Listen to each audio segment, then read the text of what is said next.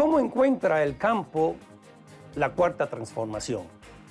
¿Está México en condiciones de ser un país autosuficiente en temas alimentarios?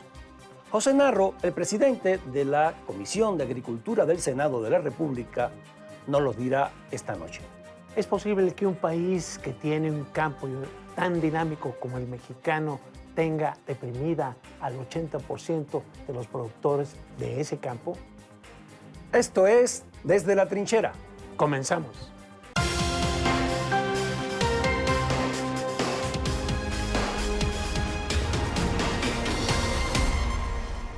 ¿Cómo se encuentra el campo, la agricultura, la pesca y el desarrollo social en estos tiempos de la cuarta transformación? ¿Hay autosuficiencia? ¿Qué le falta a los campesinos? ¿Qué le falta a los agricultores?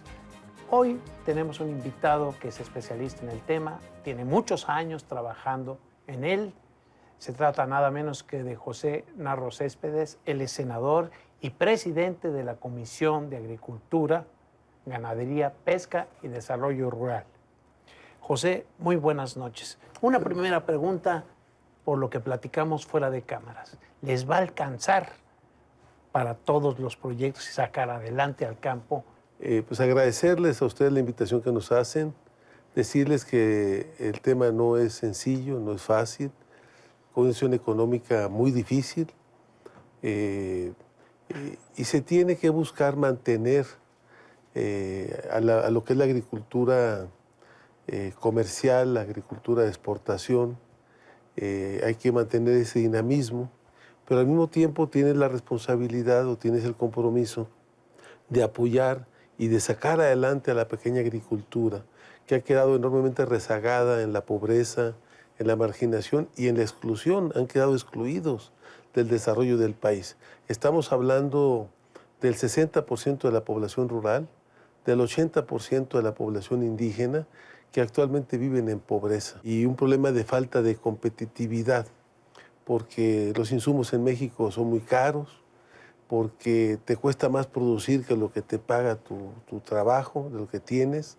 Los precios que se compran, porque el mercado del campo está en manos de grandes coyotes, de grandes corporativos que compran muy barato en el campo y que venden muy caro en las ciudades. Entonces, ¿cómo logramos precisamente cambiar esa situación? El campo de México, hasta hace 4 años, empezó a tener un superávit. Después de muchos años, después de 30 años, empezamos a tener ingresos, divisas. Y ahora el campo, que es algo que pocos han reflexionado, es el sector que más divisas trae al país. Eso es muy importante. O sea, el campo este año debe estar trayendo cerca de 33 mil millones de dólares, más que las remesas, que se habla de un monto de cerca de 30 mil millones de dólares, más que el petróleo, que te va a dar como 23 mil millones de dólares, más que el turismo, 21 mil millones de dólares. El campo se volvió en su sector más dinámico, en un sector que ha logrado colocarse en los primeros niveles de exportación de algunos productos en el mundo, como es el aguacate, como son los berries, el tomate, en el limón, jugamos un papel importante, los espárragos, jugamos un papel importante, y bueno, pues ahí entra la cerveza, el tequila, el mezcal, también como productos en donde México se ha ido colocando con mucha fuerza en el mercado internacional. Con esta última parte que nos describes, donde dices que México empieza a recibir divisas, que es el principal vehículo para traerlas, ¿no resulta un poco excesivo hablar de país en quiebra? Porque en realidad un país en quiebra es un país que ya no es solvente para pagar sus compromisos, y eso de ninguna manera se cumple en el caso de México. Bueno, tú tienes una industria petrolera donde estás comprando el 80% de la gasolina y el diésel. Tienes una industria eléctrica en donde ya prácticamente la Comisión Federal de Electricidad está produciendo cerca del 20% de la energía a nivel nacional. Tú tienes, aunque eres superavitario en un sector de la agricultura, somos el principal importador en el mundo de maíz. Vendemos becerros, pero compramos carne en el exterior. Y lo que es la alimentación de los mexicanos. Pero así funciona, ¿no? ¿O cómo van a hacer? O sea, ¿cómo van a hacer para resolver todo eso? ¿Vamos a comer chivos mexicanos nada más?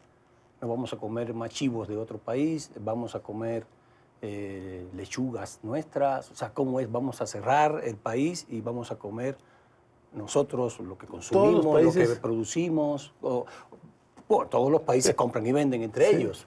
Sí, pero todos los países, Europa, Asia, Japón, pues Japón busca ser autosuficiente en la producción del arroz.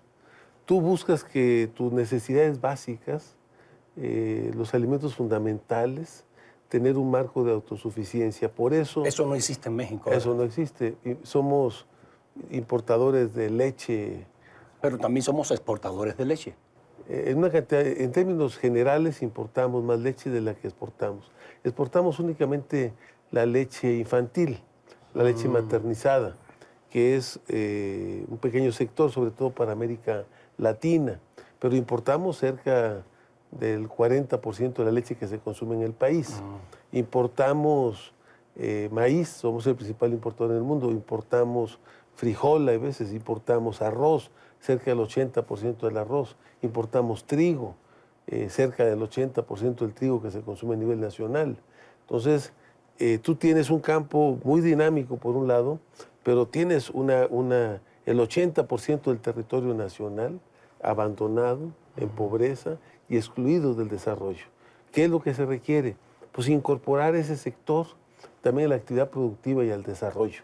Entonces necesitamos lograr la autosuficiencia, avanzar en la autosuficiencia alimentaria y gradualmente ir avanzando en recuperar la soberanía alimentaria. Porque un país se relaciona en el mundo también desde sus fortalezas y tus debilidades, si tus debilidades en temas esenciales, como es la generación de energía y como es la cuestión alimentaria, es un país enormemente dependiente, pues eres un país con muchas fragilidades, con muchas debilidades. Creo que ahora pues, lo que se trata es de lograr incorporar ese sector. ¿Qué es lo que más te preocupa, Pepe, ahora de cara a lo que se viene? Tener la posibilidad, porque tú en el campo no puedes dejar de atender al sector más dinámico, pero tienes que poner énfasis en cómo logras incorporar el desarrollo a este sector que se ha quedado rezagado en el abandono y que gran parte de ese problema lo que te ha provocado es la ruptura en el tejido social en las comunidades rurales, el abandono de los jóvenes del campo, porque ya no lo ven como una opción, el envejecimiento de la población rural, la penetración de la delincuencia organizada y el dominio que ha ido adquiriendo la delincuencia organizada en enormes franjas del territorio nacional. ¿Cómo logras empezar a recomponer eso? ¿Cómo? Bueno, nosotros estamos planteando, por un lado, una nueva ley agraria que recupere al ejido y a la comunidad como sujetos para el desarrollo, que eso es muy importante, porque en la anterior ley agraria lo que se contemplaba era al ejidatario o al comunero en lo personal, y entonces todos los apoyos eran a la persona, no se contemplaba al ente social.